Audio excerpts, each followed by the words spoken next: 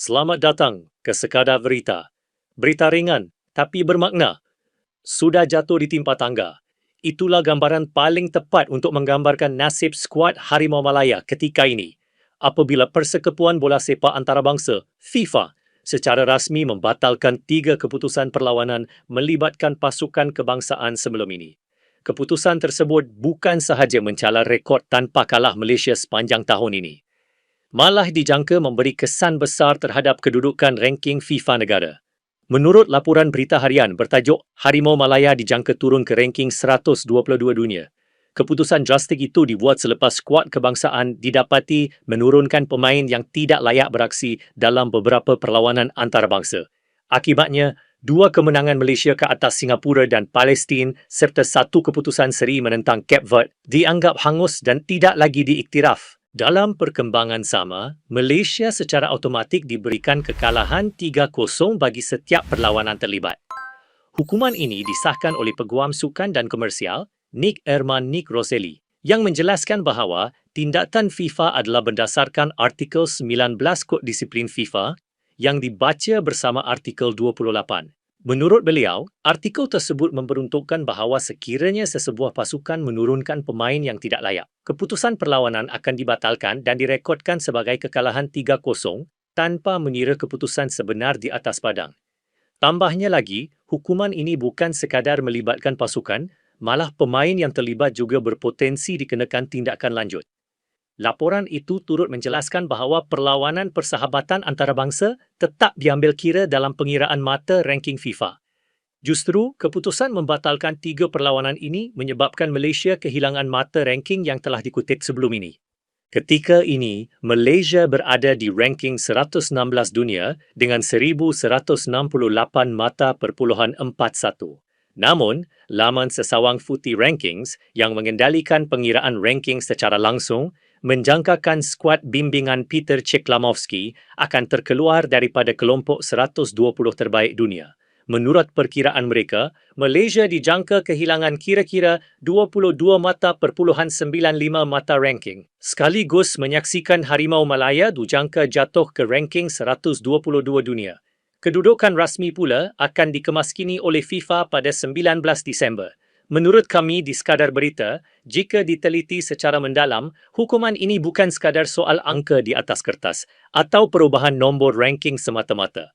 Ia membawa implikasi yang jauh lebih besar terhadap hala tuju bola sepak negara, khususnya dalam aspek perancangan jangka panjang, reputasi antarabangsa serta keyakinan pemain dan penyokong. Pertama sekali, dari sudut reputasi, keputusan FIFA ini memberi tamparan hebat kepada imej pengurusan bola sepak negara. Walaupun kesalahan ini mungkin berpunca daripada isu dokumentasi atau pentadbiran, kesannya tetap dirasai di peringkat tertinggi. Di mata badan antarabangsa, isu kelayakan pemain adalah perkara asas yang tidak sepatutnya berlaku. Apatah lagi melibatkan pasukan kebangsaan. Apabila keputusan perlawanan dibatalkan atas faktor teknikal seperti ini, ia seolah-olah memberi gambaran bahawa masih wujud kelemahan serius dalam sistem pengurusan, pemantauan dan semakan dalaman. Dalam dunia bola sepak moden yang semakin profesional, kesilapan sebegini boleh menjejaskan kepercayaan FIFA, konfederasi serantau serta pasukan lawan terhadap kecekapan sesebuah persatuan. Kedua, dari sudut prestasi dan momentum pasukan, hukuman ini hadir pada waktu yang cukup tidak sesuai. Sepanjang tahun ini, Harimau Malaya menunjukkan peningkatan ketara, bukan sahaja dari segi keputusan perlawanan, malah dari sudut keyakinan pemain, kefahaman taktikal dan sokongan peminat.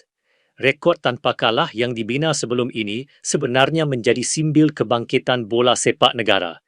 Ia memberi keyakinan kepada pemain bahawa mereka mampu bersaing, serta menanam harapan dalam kalangan penyokong bahawa Malaysia sedang menuju ke arah yang lebih baik. Namun, apabila semua keputusan itu dianggap tidak sah, kesannya bukan sahaja kepada statistik, tetapi juga kepada psikologi pasukan. Pemain yang sebelum ini berasa bangga dengan kemenangan mereka, kini terpaksa menerima hakikat bahawa segala usaha di atas padang seolah-olah tidak diiktiraf. Dalam jangka pendek, ini boleh menjejaskan motivasi. Terutamanya jika isu ini tidak ditangani dengan komunikasi yang jelas dan sokongan mental yang mencukupi.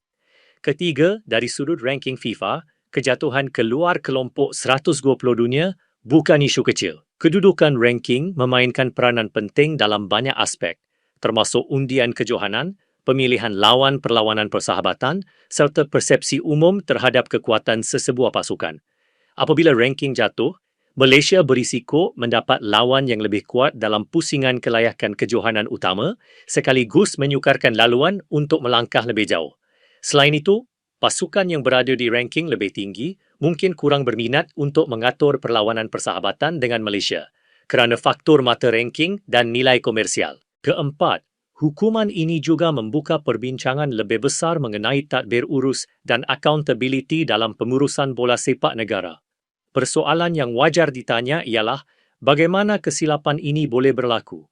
Adakah ia berpunca daripada kelemahan prosedur, kegagalan komunikasi antara pihak berkaitan atau kecuaian individu tertentu? Dalam konteks ini, tindakan susulan menjadi sangat penting. Penyokong bukan sekadar mahukan penjelasan, tetapi juga jaminan bahawa kesilapan sama tidak akan berulang. Tanpa langkah pembetulan yang jelas, keyakinan awam terhadap pengurusan bola sepak negara boleh terhakis. Kelima, dari sudut hala tuju jangka panjang, isu ini seharusnya menjadi titik muhasabah. Bola sepak moden bukan sahaja tentang taktikal di padang, tetapi juga kecekapan di luar padang, dokumentasi pemain, status kelayakan, pematuhan peraturan antarabangsa dan pengurusan risiko adalah sebahagian daripada ekosistem profesional yang tidak boleh dipandang ringan. Jika Malaysia benar-benar mahu melangkah ke tahap lebih tinggi, aspek pentadbiran perlu diperkukuh seiring dengan pembangunan pemain dan jurulatih. Tanpa asas pengurusan yang kukuh, sebarang kejayaan di atas padang sentiasa terdedah kepada risiko dibatalkan oleh isu teknikal. Dalam masa yang sama, penting juga untuk dilihat bahawa hukuman ini tidak seharusnya memadam sepenuhnya kemajuan yang telah dicapai oleh pasukan. Prestasi sebenar di atas padang tetap berlaku. Dan peningkatan dari segi permainan tidak boleh dinafikan. Cabarannya kini ialah bagaimana untuk memisahkan isu pentadbiran daripada pembangunan teknikal pasukan.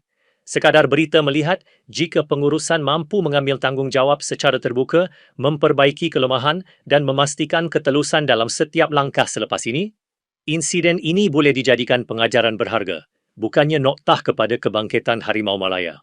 Kesimpulannya, kes Harimau Malaya yang dijangka terjunam ke ranking 122 dunia ini jelas menunjukkan bahawa dalam bola sepak moden, kesilapan di luar padang boleh membawa kesan yang sama besar, malah lebih parah berbanding kekalahan di atas padang. Ia menjadi peringatan bahawa kejayaan sebenar memerlukan keseimbangan antara prestasi teknikal dan tadbir urus yang cekap. Harapan penyokong kini tertumpu kepada langkah pembetulan yang akan diambil agar episod pahit ini tidak berulang dan kebangkitan bola sepak negara dapat diteruskan dengan lebih tersusun. Teruskan bersama kami hanya di Sekadar Berita. Berita ringan tapi bermakna. Jangan lupa untuk tekan butang like, subscribe dan aktifkan loceng notifikasi agar anda tidak terlepas sebarang perkembangan terkini dunia bola sepak tempatan dan antarabangsa.